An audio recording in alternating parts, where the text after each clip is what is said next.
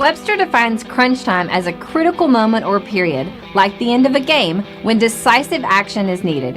Every sports fan knows this time in the game. Your palms sweat just a little more, your heart races just a little bit faster, and you live and die with every play until the final seconds tick off the clock and you're either celebrating a victory or disappointed by the defeat. The team at Crunch Time Sports Advantage Network understands just how critical these moments are. For us, it begins as soon as the next set of games are on the board. We evaluate the opening lines and any breaking news throughout the week. We cover each game inside and out, whether it's from inside the locker room to a huddle down on the field, the court, or the ice. We take you inside the meeting room with scouts, coaches, and executives. We have our fingers on the pulse of all the sports that we cover: the National Hockey League, NBA, college basketball, college football, and the National Football League. We are the Crunch Time Sports Advantage Network, and we're here to help you find your sports advantage. After all the data has been crunched, we then turn it over to Kenneth for the best analysis around. His unique perspective in both understanding the data and how it applies to the game and how you win is the Crunch Time Sports Advantage. Are you ready? The Crunch Time Jet is fueled and ready for takeoff, and the Crunch Time Express is about to leave the station. Your VIP pass has been approved, so all aboard.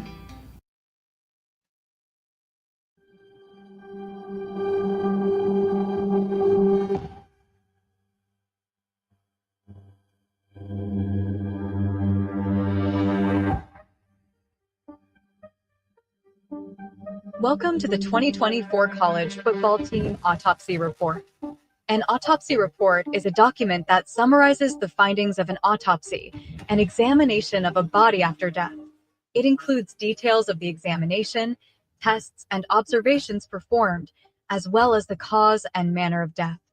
Just like a real autopsy report, the Crunch Time Sports Advantage Network College Football Autopsy Report examines a team's body of work after the season has concluded. This report includes a review of the team's season win total and whether they met expectations, key offensive, defensive, and special teams metrics that shaped the season, a deep dive into coaching decisions, including situational play and fourth down aggressiveness, a final season grade, evaluating execution, performance in key moments, and consistency, the final verdict, analyzing what went right, what went wrong, and what must be fixed for 2025. With the 2024 season in the rearview mirror, it's time to examine the patient. To present the findings, we have called in our Chief Medical Examiner and Senior Analyst, Kenneth. And welcome into the Crunch Time Sports Advantage Network as we deep dive into the Atlantic Coast Conference. And we're going to start right there with the Boston College Eagles. Let's put this patient on the autopsy table and really take a look at how this team performed in the 2024 season. As we like to do with all of these podcasts, we're going to start right there with the betting total. You could have gotten this betting total back in the summer, I should say, with a win total of 4.5. This team going 7 wins in the regular season. This team absolutely exceeded those expectations. However, when we do a deeper dive into our numbers, our composite win total made up of three unique categories that we look at to really break down your team during the season. We have this team with a composite win total of 7.3. So they're right there with their record is right there where we thought this team should be, basically a 7-win team. Could have maybe gotten to maybe gotten to 8 wins, but getting to that 7-win mark puts them basically right there on the money. So we felt like we had a really good in-season breakdown of this team week in and week out. So as we like to always do, we're going to start with the offense. And the way that we do it, and if you're watching on YouTube, I want to say thank you for joining us there, or if you're streaming this on our Twitter feed at Crunch Time VIP, thank you so much. Please hit that like and subscribe button. Get those notifications on upcoming team autopsy reports. If you're listening on your favorite podcast podcast platform, want to thank you as well. We're going to go through some of these data points that our viewers on YouTube and our Twitter feed can see. So for baseline, 68 Power 4 teams when you look at the major four conferences in Notre Dame. So what we like to do is set that baseline of 68 and see how many of your opponent's defenses were inside of that top 68, so we can really gauge how good your offense performed against better competition. So let's start right there with Boston College. Now, Florida State, despite their record, speaking of record, let me backtrack just a little bit. As we also like to do, we also look at how strong your schedule was and how highly rated your opponents were from a power ranking standpoint. So your strength of schedule, that is something that you can absolutely control. Who do you schedule in the non-conference? And then how tough is your in-conference opponents?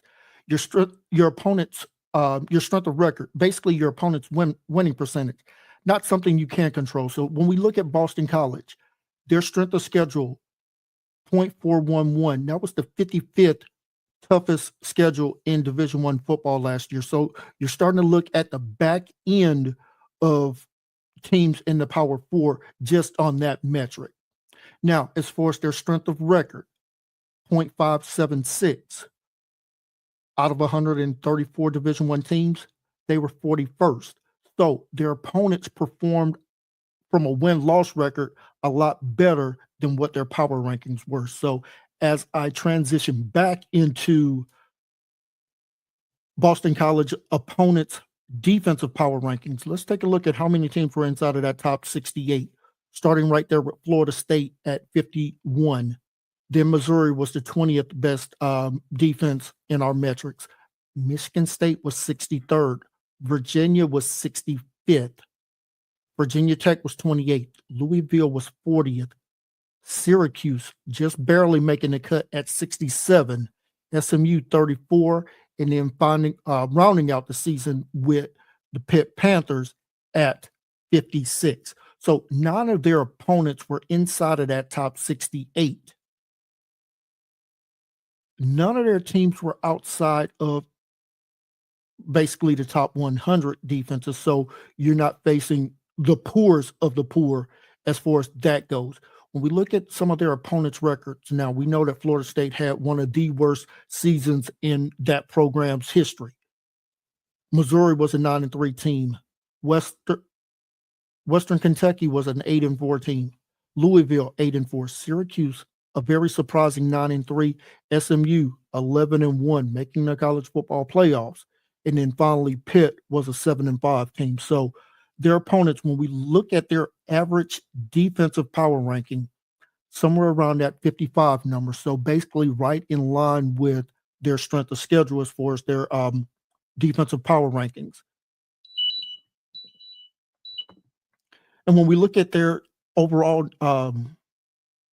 season win totals, had they gotten that win against Louisville, that 4-point loss there against Louisville, this team absolutely would have been in line for an 8-4 season, but they absolutely snuck out 2 wins in back-to-back weeks against Michigan State and Western Kentucky, winning those by a combined 4 points. So I feel like we had a pretty good bead on how good this offense was. Now, let's get into the metrics and what their raw numbers show. If you look up on any website, you're going to see, if you take out the bowl game, you're going to get this number match up with that. But then we go a step further here and we take a look at how would your offense look against an adjusted schedule.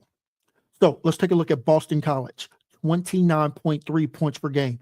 That's about a little over 1 point better than the NCAA average of 28 points per game. But when we adjust for opponent, that actually goes down just about 1.5 points to 27.8 points per game. When we take a look at their passing game, and folks, their passing game was absolutely anemic last year, something that I never expect from a team coached by Billy O'Brien. The NCAA average passing yards per game per team is about 227 yards per game. Boston College was at 190.8 yards per game. It goes down even further when we adjust for opponent, down to 176 yards per game. So almost a 15-yard per game passing deficit when we adjust for opponent. Their run game, average team rushed for about 160 yards in offense last year. Their run game with a dual threat running back, 176 yards per game. When we adjust that for opponent, it actually goes up about 10 yards to about 185 yards per game rushing. Total offense. Total offense for the NCAA average is about 387 yards per game. They were at 367. When we adjust for opponent, that goes down to about 361. So not too far off, but we do see about a 25-yard decrease off of the average team's total offense last year. Now let's take a look at our three key metrics here. How did your team do as far as finishing drives with either a touchdown or a field goal? NCAA average was about 40% last year. Boston College, just a tick below that at 37.5. When we look at how many of your drives ended with a touchdown, NCAA average was about 29%. Boston College was actually a lot better. 36% of their drives ended with a touchdown. So fantastic job there. Third down conversion. NCAA average about 39%. They were actually at 45%. So you're hearing those numbers and you're probably asking yourself the same question that I'm asking is, how did this team only win 7 games during the regular season last year? They gave up a few more sacks, and you're going to see that with teams with dual threat quarterbacks. Quarterback holds the ball a little bit too long, takes the sack instead of throwing away. They gave up 28 sacks. The average is about 20, let's call it 23 and a half sacks per season for last season for offenses allowing. Now, here's why this offense struggled. We have 3 E's that we like to talk about here. How effective was your offense last year? How explosive was your offense? And how effective was your offense last year? So effective, explosive, and efficient. When we look at those 3 numbers out of 134 teams, Boston College was the 53rd most effective offense in 2024. As far as explosive, they were 65th. And as far as efficiency, they were 59th. So despite some of those great numbers, when we really deep dive this offense was the 56th best offense in college football for us last season. And if I had to give a key takeaway, I would say Boston College offense was balanced, but it absolutely lacked explosiveness. And that lack of explosiveness really showed up in the passing game. This team did not really create a lot of big-time explosive plays in the passing games. Struggled against high-pressure defense, absolutely, and very inconsistent as far as the passing game. I talked about it. Less than 200 yards passing. When we adjust that down, it's barely 175 yards per game. So this offense really struggled there. Now, let's flip it over to the defense here. And we'll stay with that same number 68 as a baseline. How good were the offenses that Boston College defense faced last year? Missouri was 53rd. Virginia Tech was 34th. Louisville was 18th. Syracuse was 20th. SMU was 10th. North Carolina was 40th. And Pitt was 65th. So 7 of their opponents were inside of that top 68. So just a little bit more than half of their offenses were there. Now, here's the counterpoint to that. 4 of their opponents were outside of the top 85. In Virginia, that was ranked 87th. Western Kentucky's defense Western Kentucky's offense was 91st. Michigan State was 103 and Florida State was 119. Their average offense that they faced last year, power rank would have been about 58. So when I think about this defense, it was stout against the run, vulnerable against pass coverage. And when I dive into their numbers, I'm absolutely seeing a lot of that. So this defense allowed 24.1 points per game. When we adjust that for opponent, it's about a point improvement there to 23.2. Passing offense, 247 yards per game passing. When we adjust for opponent, it's actually a little bit better, 228 yards per game, about a 19-yard improvement per game there. Rush defense, 113, let's call it 114 yards per game rushing, but when we adjust that for opponent, actually balloons up to 140. So about a 26-yard differential there to the negative. Total offense, when we add and subtract the negative for the run game and the passing game, it basically is almost a wash. This defense total yardage allowed per game, 361 yards per game. When we adjust that for opponent, it just goes to 368. So about let's call it an 8-yard per game difference there. Now let's talk about those metrics that we look at. Scoring drives for their opponents. Their opponents' drives ending with a touchdown. Ending with a touchdown or a field goal, about 37%. So just a little bit better than what the average NCAA was. This team was actually really good at keeping opponents out of the end zone. Only 21% of their opponents' drives ended with a touchdown. Third down conversion, they were actually a little bit better than the NCAA average of 39%. They were at about 37% for their opponents converting on third downs. Did get to the opponent's quarterback just a little bit more. They also recorded 28 sacks. Team also forced 23 turnovers. So a plus turnover differential there.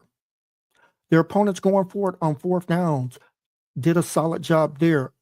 Faced 25 fourth down attempts, allowed their opponents to convert 11 of those, so about a 44%, far below the 53%, which is about the average last year. So let's take a look at those 3 E's as far as defensive efficiency, explosiveness, and effectiveness.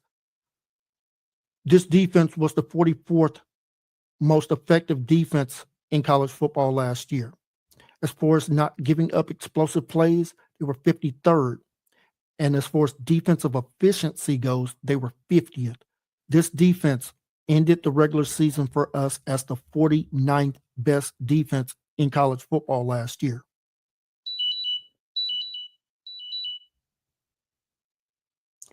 When I take a look at the coaching and situational play along with special teams, let's start with the special teams right there. Inconsistent. This team only attempted 4 field goals in qualifying games last year, made 3 of them, so 75% there. The punting was absolutely abysmal, looking at about 37 yards per punt. That was next to second worst in Division I football last year, 132nd out of 134 teams. So special teams was an absolutely big disappointment there. As far as fourth down decision goes, going for it on fourth down, Billy O'Brien was the 10th most aggressive head coach last year and going for it on fourth down out of 144 qualifying head coaches last year. Converted about 50% of those attempts. We're looking at 15 out of 30, so a tick below the NCAA average, which you want to be a little bit better than if you're going to go for it that often.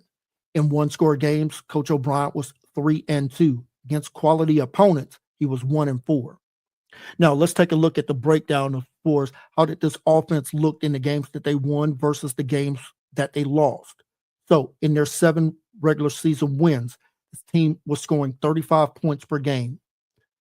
passing was only 168 yards per game on about 21 attempts per game. So 8.1 yards per passing attempt, 12.4 yards per completion.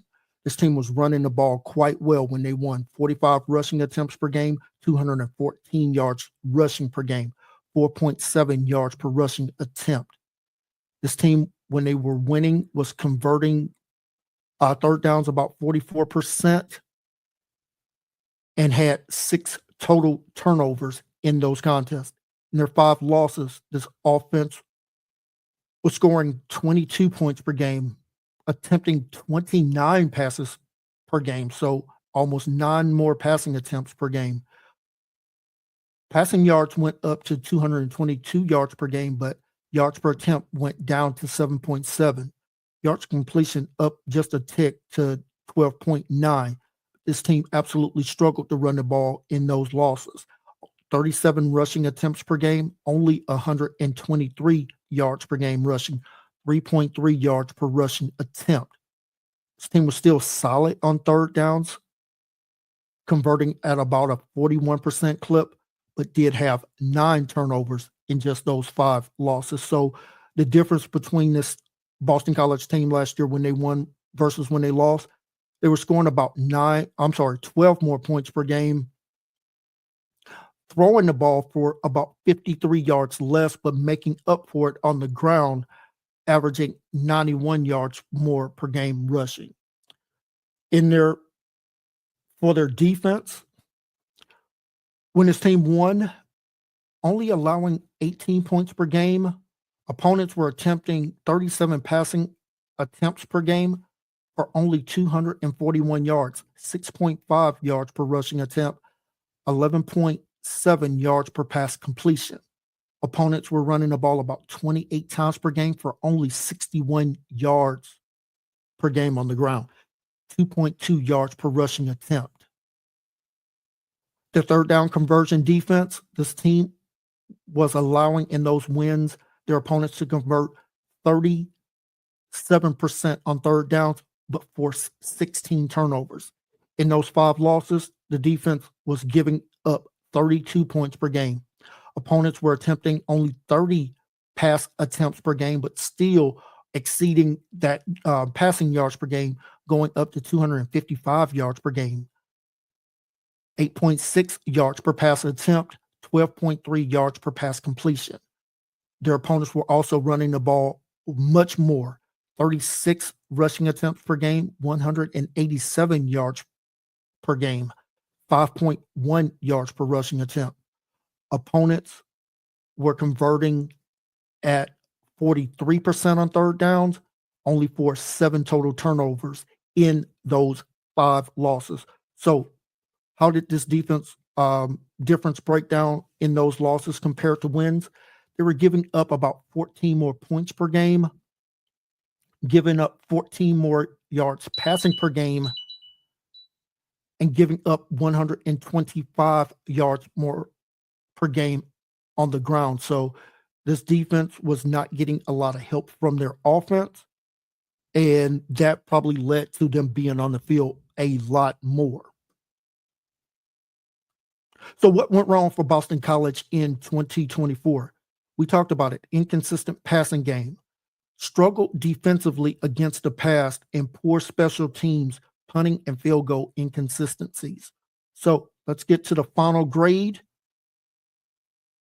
and what this team needs to fix in 2025.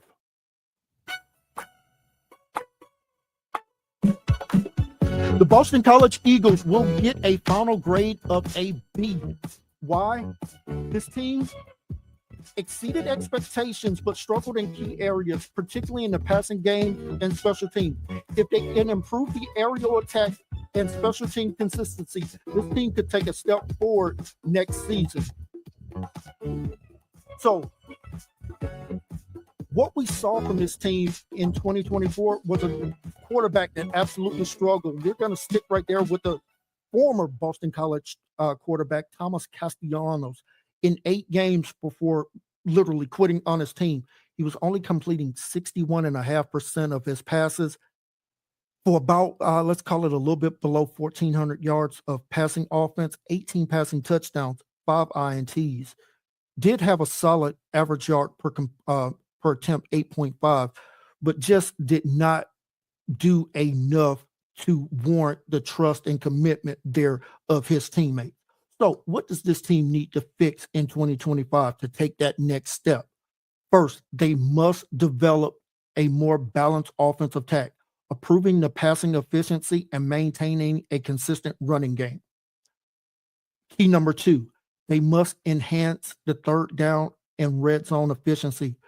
Converting in those key opportunities will lead to more scoring opportunities, may make the difference in winning an additional game or two in 2025. Key number 3, must continue to limit the turnovers and create more turnovers. Winning those turnover battles in some of those closer, tight-knit ball games could be the difference in this team going from 7-5 to maybe 9-3 in the regular season. I think by focusing on these 3 key areas, the Boston College Eagles can continue to take a step forward there under head coach Bill O'Brien and maybe be a dark horse for the ACC title game in 2025.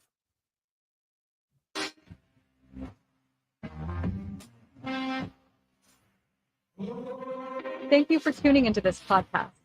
We hope you enjoyed today's episode and our deep dive into all things college football. Don't forget to subscribe, rate, and review the show on your favorite podcast platform. And if you're watching on YouTube, be sure to like this video and hit that subscribe button. You can follow us on Twitter at CrunchTimeVIP for updates, insights, and more content. And make sure to visit our website at CrunchTimeSportsAdvantage.com for in-depth blogs, game previews, and information about our Crunch Time Express handicapping packages. Thanks again for listening, and we'll see you next time for our next patient on the 2024 College Football Autopsy Report.